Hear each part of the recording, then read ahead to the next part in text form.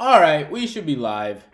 What's going on, guys? Yeah, I'm not usually doing this, right? The little baseball live streaming before these games pitch off, whatever you want to call it, start at 7:07 weird time. I'm not going to stay until 7:07, but I got like 20 to 30 minutes, so I am playing the slate tonight, played the afternoon slate. Just missed the cash line and literally everything by like 1 to 3 spots. Cash and some, just missing everything else. Had a pretty good line in there.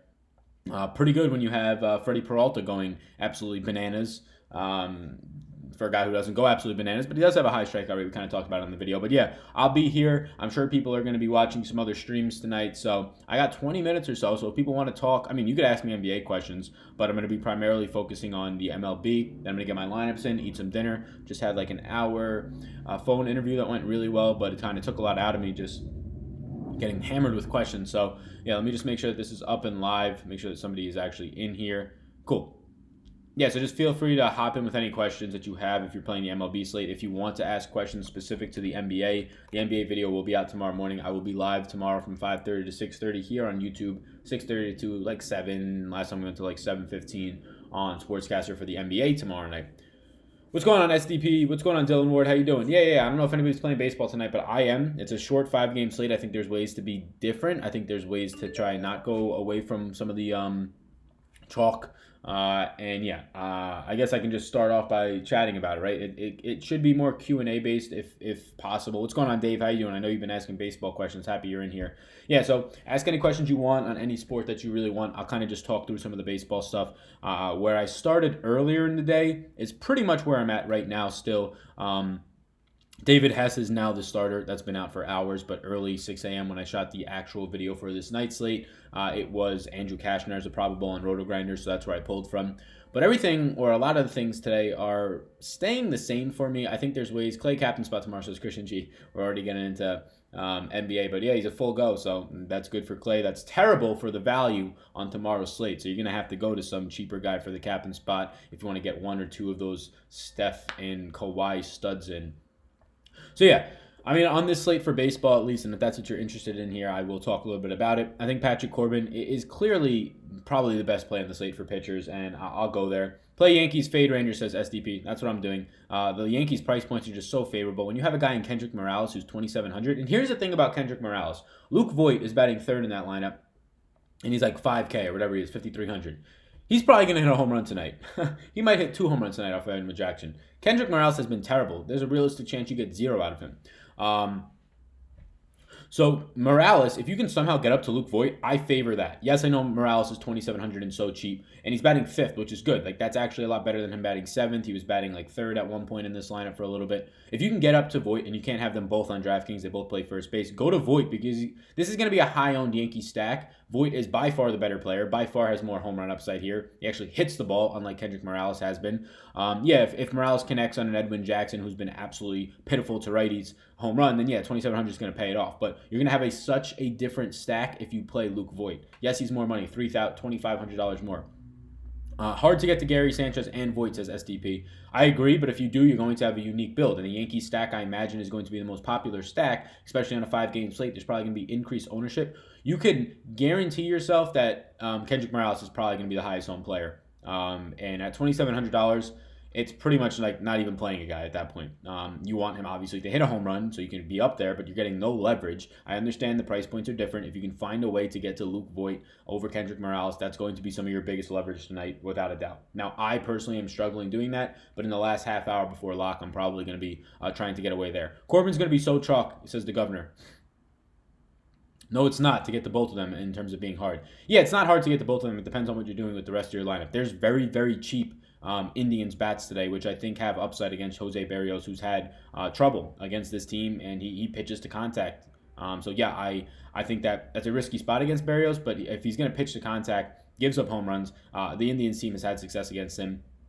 Yeah, there's cheap Indian bats. You have $2,700 same price Kipnis. You have Jose Ramirez, who's been just god-awful this year, but he's at like $3,500. You have Jake Bauers at $3,100. I know that's a terrible stack, but that's the way to fit in some other guys, get leverage off of Berrios, who's probably not going to be high today at all. What other questions we have in here? Play the Yankees, fade the Rangers. I love the Yankees today. Edwin Jackson.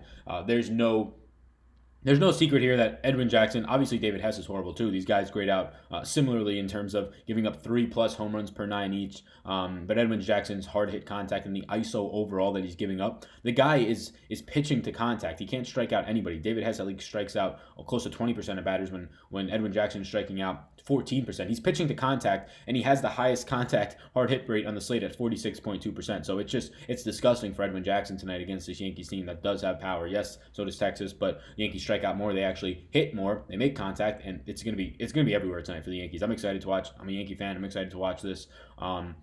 So I do favor the Yankees stack. They're my favorite stack on the night. But getting unique within your stacks is important. That does not mean play the 8th and 9th hitting batters in this Yankees lineup. No, I still want the 1 through 6 hitters all day. And I get it. The 5 hitter is 2,700, so he's going to be a staple in your lineup. But keep in mind, he will be a staple in every single lineup that stacks the Yankees tonight. That doesn't mean that you can't have him in there to win. There's a decent chance that the winning lineup does have him in there because he's going to be so highly owned. But it does mean that if you get to Luke Voit, who's a much better player, you're going to get a significant ownership discount on the guy who's the much better player and realistically can drop a 25 burger tonight, when Kendrick Morales realistically more times than not will drop a 0 tonight. Who's your favorite 2 pitchers, says Dylan Ward. So here's the thing with pitching. I said about it in the video earlier. Patrick Corbin, Joey Lucchesi, and J.A. Happ are the guys that I like. Look, nothing below J.A. Happ is even viable in my mind tonight, and I would say that Tyler Skaggs is not viable either against this Oakland team that just doesn't strike out, has power. And Tyler Skaggs, around an average strikeout pitcher on this slate, just under 24%. So in terms of guys who are even in play, there's really just 5 and really 4. I don't want to play Jose Barrios today. So there's 4 guys in play for me. It's Patrick Corbin, Trevor Bauer, J.A. Happ, and Joey Lucchesi. I'm probably landing on the most Patrick Corbin and J.A. Happ. I think Trevor Bauer is extremely interesting today. I'm not getting there as of right now. That can change. But he's only interesting because of ownership. Ownership is a thing. Ownership is the way that you win fantasy sports. You do not win fantasy sports long term by just playing all the chalky good guys. That's not how it goes. People overreact all the time. You win fantasy sports by getting leverage and taking advantage of the situations where people overreact to thinking that Patrick Corbin will be the best pitcher tonight every single time. That's never going to happen every single time. I do like Corbin tonight. He clearly has the best matchup. This San Diego Padres team strikes out 27% of the time and 27% of the time versus lefties, so he has the best overall matchup on the slate. Trevor Bauer, though, Minnesota team, it's disgusting. The matchup is really, really bad. He has had success in this matchup before. He is still a good pitcher. He goes deep into the game, second most on the slate, 6.4 innings. So it's Corbin and J.A. Happ for me in terms of the pitchers that I'm getting the most of, but I think Bauer is a very interesting tournament play. Lucchesi, who cares? Says Cutie. What do we got? I would be surprised if Edwin lasts 3 innings. The Governor, when you first wrote that, I barely read it with the side of my eye, so I thought you said something along the lines of like you'd be surprised, and then something like only gives up 3 runs tonight, and I was like, 3 runs for Jackson tonight. That seems unlikely. So I'm happy we're on the same page there. It's his birthday. I carousel. LOL. I'm just kidding. It's his birthday. Lucchese's birthday tonight. Interesting. Corbin and who says Dylan Ward. I'm landing on Corbin and J.A. Happ. I do not advocate for J.A. Happ very strongly, but this is the nature of the slate. Lucchesi or J.A. Happ would be my second pitcher more times than not paired with Corbin tonight. Nobody below J.A. Happ is even in question for me. Tyler Skaggs, his matchup today is just brutal. He does get hit hard. He's facing a team that hits the ball hard. He's facing a team that doesn't strike out, and his strikeout stuff is around, I think it's 5th highest on the slate, which isn't saying much when you dip below J.A. Happ or at J.A. Happ and below. Nobody strikes out guys at all. So there's only 4 players I'd even consider playing today at the pitching spot. So if you're entering many lineups, that's where I would go with my core. It would be Corbin, Lucchesi, J.A. Happ, and Trevor Bauer. I think Bauer is one of the better, if not the best, tournament play on the slate, if I should say so. J.A. Happ is clearly the biggest favorite. He has the most win upside on this slate at -200.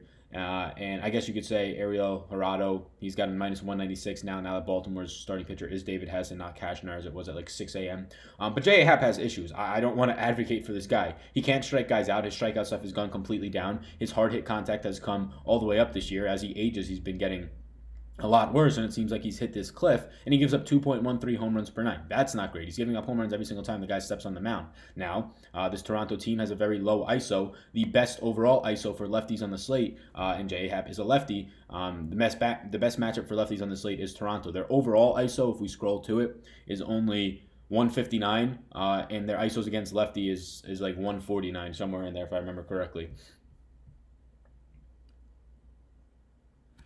Thoughts on the Angels? Yeah, so the Angels are interesting to me.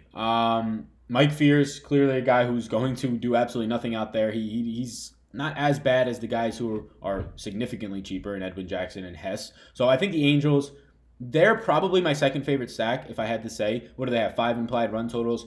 The reason that Texas isn't my second favorite stack is just due to pricing. The Yankees are very reasonably priced. Yes, I know Voit is like 4,900. I know Sanchez is 5,500. But there's no Gleyber Torres today. He was 46. And then everybody else is so reasonably priced. Hicks is 41 in the middle of that lineup. 2,700. We already talked about Morales. Clint Frazier's like 4,300. LeMay, who's like 4,400. All in that range. They're so reasonably priced, and they are my favorite stack. When you go to Texas, it's a little bit more difficult to get to the guys, and the guys that you're getting to, I don't think offer you the same upside as these Yankees, whether it is the matchup that they're going against, or just whether it is the batting, the spot that they are in the order relative to price. So when we factor in price and matchup and all that, yeah, Hess is a terrible pitcher. The Texas would be my third favorite stack, you can say, but the Angels are my second favorite stack today. That said, I'm probably going to just enter one lineup tonight, and I'm leaning on stacking the Yankees, and I'm going to try and do it in a unique manner because I can't play Patrick Corbin and J.A. Happ and then stack all the Yankees that everybody else is going to stack and think that I'm going to win any money tonight. And by any money, I mean like significant money. I have to make a stand somewhere. I'm very interested in potentially getting to Bauer over Patrick Corbin, which scares the crap out of me. But if tonight's the night that Patrick Corbin or Bauer gets the leverage off of Corbin, it could pay off big time because on a 5-game slate, Corbin is going to be so highly owned. And it's not like San Diego, although they strike out a lot, it's not like they can't get to Patrick Corbin in terms of taking this guy yard. He doesn't give up a ton of power, below average from both sides of the plate, but this San Diego team has above average power in that lineup.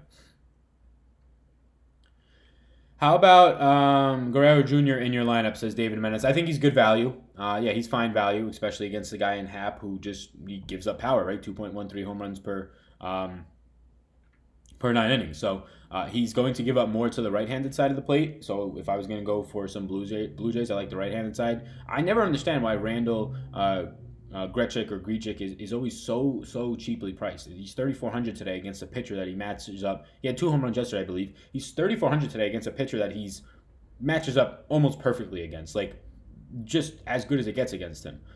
Maybe I'm not looking into the lefty-righty splits too much for Grichuk, but yeah, I never look into the BVP type stuff like that on individual level basis, which maybe it's a bad thing, but has not seemed to really hurt me too much. What's the cheap team to stack, says Brian Garcia? I'd say the Indians. The Indians are extremely cheap, $2,700 for Kipnis batting second. You get even Lindor, I think he's 4,800, which is definitely not cheap, but that's like the most expensive guy you're really going to pay for, I believe. You get Jake Bauers at 3,100. You have Jose Ramirez at 3,500. That's a very high risk stack, but it's cheap and it's guys that do have power, and it's a matchup against Jose Berrios where they've had success in the past. I'm going Berrios / Happ today, says Governor. Yeah, I think that's fine. I'm not on Berrios personally just because I have a lot more stock and a lot more confidence in Cleveland today. That's not saying much, right? It's 5 games late. I'm trying to find value somewhere. So if I'm going to get to more Cleveland bats, I'm just going to get to less Berrios bats, or less of Berrios in general, not Berrios bats. But yeah, this Bauer is really just intriguing me. The more I look at it, I know the matchup is terrible, but that's clearly going to drive ownership away. I know his walk percentage is up. There's some other things you don't like. He's still striking guys out. Corbin has by far the better matchup today. Minnesota's ISO is just so scary, but I'm talking about a 5-game slate where we're trying to find some sort of leverage. If you're telling me that a pitcher of Bauer's status and how good he actually is, he's averaging right around the same amount of fantasy points per start than Patrick Corbin. This is obviously not the same matchup for them, like we already just alluded to. He goes deeper into games by about only 1 out, so a third of an inning, but still something to note than Corbin does. That's not to say that he will be doing that against Minnesota tonight, but Trevor Bauer is just, he's like cash, you're going Corbin, but I'm talking about tournaments. How do I get leverage? I'm looking at my lineups and I'm looking at them right now, and I'm saying that's a lot of chalky players. Some of them are different, so I'm trying to get some sort of leverage off of that. I know that J.A. Happ and I imagine Corbin will be one of the popular, if not the most popular pitching combo tonight, and Patrick Corbin likely is going to be the most popular pitcher. So I'm just trying to get some sort of leverage, and I have to think about that more. Smart move, I agree. I'm liking Bauer and Happ more. Yeah, I have to see. Like, this is literally the worst matchup in baseball. The Minnesota Twins, right? And that's why his ownership will be low, and that's why the leverage is going to be so great. But again, if this was a 15-game slate, or even a 10-game slate, I'm not even thinking about it. Like I don't have to take that risk with Trevor Bauer. The ownership would be just naturally lower on Corbin. But we're on a 5-game slate. This ownership on Corbin, I have no idea what ownership projections are. I just try and think about them in a general sense. It's going to be significantly, hashtag analysis, that's not a real number. It's going to be significantly more than Trevor Bauer. And by like 20 plus percentage, I would imagine. And that leverage on a guy like Trevor Bauer, if both pitchers go 7 innings tonight and produce similarly, that extra $900 with Bauer, and if Bauer outscores in Corbin, that's the ultimate goal, right? Oh, it's just so much leverage at that point. I'm very interested in that on a 5-game slate. I think you have to get different. I think I'm going to force myself to do that, even though I don't feel comfortable with it, because otherwise I think I'm going to be sitting there with a chalky lineup that just gets me nowhere in terms of leverage over other players. If I'm going to the Yankees bats, if I'm going to Corbin and J Happ, I really don't see a way around either ever really jumping anybody unless I'm getting to a Luke Voit over a Morales, and that's just seeming very difficult right now. Bauer does have potential to break the chalk. I agree. Yeah. I think best case scenario, that game is the lowest scoring. Between, what do you mean, Washington and San Diego is the lowest scoring? Or you mean Trevor Bauer versus Minnesota? Yeah, so if he limits them and then you have on the other side Berrios, yeah, that makes sense. Yeah, it's interesting. Bauer is the favorite. Corbin is pitching in more of a toss-up spot, if not San Diego being the favorite, which is interesting. So if you're looking at it from a Vegas standpoint, the implied win percentage for these guys is in Bauer's favor. If you're looking for an extra 4 points, obviously he's a slight favorite. He can go 6 innings and the game's tied. They can be trailing. And something to note. That's the biggest decision on this slate. Will you be fading Patrick Corbin to get leverage? Is it smart? More times than not, no. But we've seen on these shorter slates. What's up, James Kimmel? Thank you for subscribing. I imagine you're watching this right now. I'm not sure if you can type in the chat, but what's going on, man? Thank you. I appreciate you subscribing. Thank you so much. Yeah, that's just where I'm at right now. I think that's the biggest decision on the slate. Now, Corbin could go out there, pitch 8 innings, get 12 Ks, and that is more likely going to happen than him getting blown up by a Padres team today, where like 1 or 2 guys at most have home run upside against him. But I don't know how else to get off of chalk. I don't want to get off of the Yankees. Edwin Jackson is that bad, and I'm just going to play 5 Yankee righties or switch hitters in my lineup. It's all righties. He gives up pop to left side too, but it's ridiculous against the righties how hard they're hitting this guy. Athletics have the advantage against Skaggs. They're so right heavy. I agree. Yep. If you want to take one off or even stack Oakland, I think I might have mentioned that against Skaggs in the earlier video. And Otana from LA. Yeah, I think a LA stack, if I was to get to it, it'd be more so of a mini, and it's probably more times than not a Trout and Otani stack. It'd be more of a mini stack just because I don't really trust any of the other pieces out there for the most part. Thanks for the insight, says James Kimmel. Thanks, James. I'm not sure if this is the first time you're seeing my content, but I do cover NBA. I'm not sure if you play those sports, golf, obviously NFL, when that comes back around, but glad to have you here. Corbin and Lucchesi will get rocked. Full fade. You think so, Dudley? Like Bauer and Horrible Hat. Damn. So Dudley is not on Corbin, Lucchesi, Bauer, or Hat. So you're telling me you're playing Berrios and Skaggs today, I would imagine. Yeah, Horrible Hap. Horrible Hap is a thing. What I'm hoping for out of Hap is some salary relief off of pitchers, like not wanting to play both Trevor Bauer and Patrick Corbin, although that could be the leverage that I do need, playing both Bauer and Corbin. We imagine Bauer plays, even against Minnesota, better than Hap plays against Toronto, although maybe not. No Skaggs, says Dudley. So Dudley's going to Berrios in a Ariel Jurado, or Jurado, whatever his name is. Go offense tonight. My man, I don't know how you pick Mike Fears, Edwin Jackson, or Hess, so I really hope you're going Arado, who at least has a good matchup and a very high win upside, but will probably go 3 innings, 4 innings, I don't know. I think offense is good tonight. I think that's going to allow you to get to a very low-owned Luke Voit, who I think is going to be one of the biggest leverage pieces. That's not saying Luke Voit will hit 1 or 2 home runs tonight and score 30 points, but I think he is the biggest leverage on tonight's slate in terms of the batters. And I think getting away from Patrick Corbin might be the biggest leverage on the pitchers if you go to a Jose Berrios or probably even a Trevor Bauer. Nobody will be playing Bauer tonight. They will run away from his matchup against the Twins, as they probably should. But yeah, I think Voit, I very strongly believe that Luke Voit, although can go out there and score 3 fantasy points tonight, is the biggest leverage. He will not be owned. just due to the fact that a guy on his own team that is a very popular stack is like $2,500 or $2,200 less than he is, and is a much, much worse player. Albeit he's batting fifth, so that just makes it a little bit better. Yeah, baseball probably gonna stay on for a few more minutes. I like the conversation. I don't do these baseballs. Don't do these baseballs. Yikes! I don't do these baseball before lock things, but this is fun. We're just chilling, a lot more casual when we only have 26 people in here. And I like it. Just don't have to, like, with the NBA stuff, I love the fact that it's like getting close to 300 people live. That's like literally so much fun to me. But like it is hard. My mouth gets so dry. I got to read this stuff. I'm like going 1,000 miles a minute. It's crazy. Rendon, Otani, Machado, Reyes, Myers, Dongs. He says, "Hey, you're going with the Reyes stays very hot narrative, and yeah, it's a game by game basis. I understand, but Reyes has been hot as of late, right? Is it back to back games and home runs, or is it 2 out of 3? But yeah, so 5-game slate. It seems like you are going with a San Diego stack. At least that's what I get from that. That's only the guys hitting dongs. If those 5 guys also Davis and Trout, so okay, so mini stack with LA. That's the guys I would stack, Trout and Otani from LA if I had to. Interesting. Yeah, Hap scares me, but I just can't get below Hap. The matchup is just so good for Hap today in terms of, like, he gives up so much power, but his power, like, Toronto is really bad against lefties, really, really bad. Like, it's like 0.2 or 0.25 ISO points worse than average in the MLB. So the salary relief that I get from Hap, I think he's probably going to be chalky, huge favorite.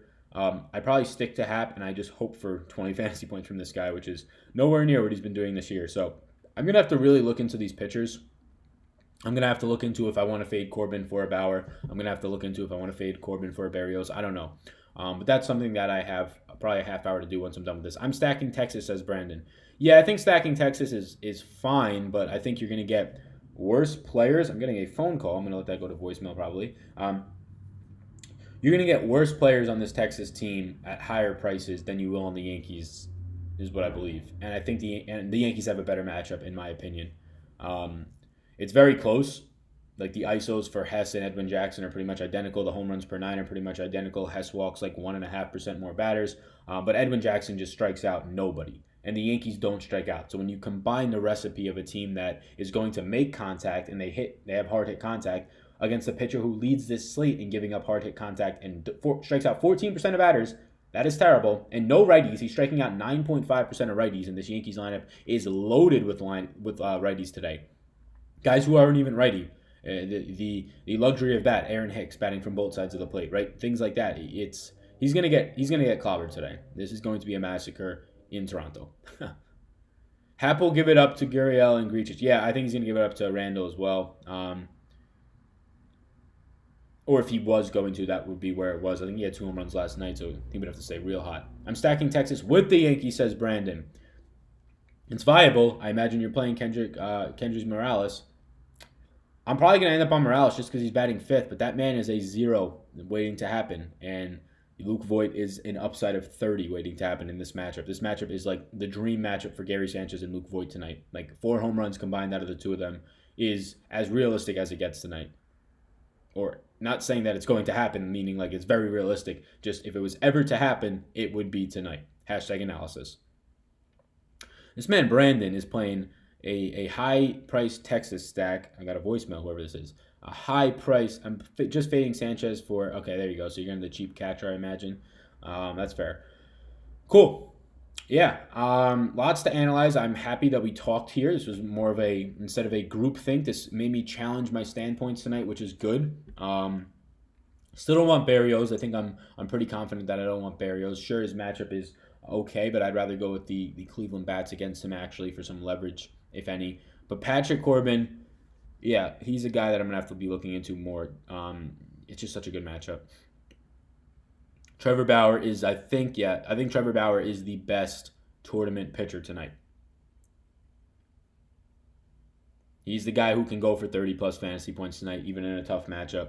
26.4% strikeout rate, striking out righties over 30% of the time. Minnesota is going to be packed with lefties as well as righties in the middle of that lineup. But yeah, That's what I got to do. That's what I got to figure out. So thanks. Thank you guys. That was a quick stream, right? What did we do? 25 minutes. I'm assuming that you guys are going to enter your lineups, tinker around with them. That's all I'm going to do. I just wanted to come on really quickly and just chill for a little while. Got some dinner cooking, so like, why not hop on this, right? Question from Razor's Edge. What's going on, Razor's Edge? Is it viable to play 2 Blue Jays with a 5-man Yankee stack plus Hap? So 6 Yankees. Have Sanchez, and then I have Polanco as shortstop. So you're playing a 5-2-1 with Polanco as your one-off. And what are your 2 Blue Jays? That's important. And also, honestly, what is your 5-man Yankee stack? I'm asking for your whole lineup, so maybe you shouldn't say that. Is it viable to play 2 Blue Jays against Hap? That's walking the borderline of no for me on a 5-game slate. If this was a 3-game slate, yes. But on a 5-game slate, for you to win a tournament, those 2 Blue Jays have to score points.